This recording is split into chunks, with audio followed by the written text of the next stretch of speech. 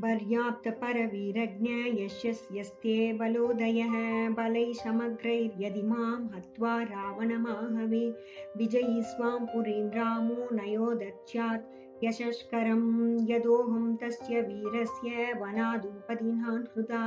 रक्षसा तद्भयादेव तदा नार्हति राघव बलैस्तु सङ्गुलां कृत्वा लङ्कां परबलार्दनः मां नयेद्यदि काकुत्स्थस्य शत्रुशं भवेद्दत्यादस्य विकारान्तमनुरूपं महात्मनः भवत्याः वसुरस्यै तदा द्वमुपादय ददर्दोपहितं वाक्यं प्रश्रितं येदुसंहितं निशम्याहं तदशेषं वाक्यमुत्तरमब्रवं देवी हर्यरुषै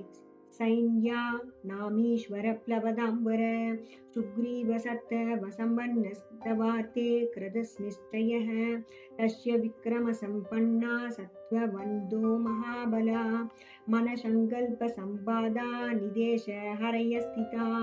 येषां नो बलिनादस्तान् तान्न त्रियक् सज्जते गति न च कर्मसु सिदन्ति महत्स्व मिदतेजसु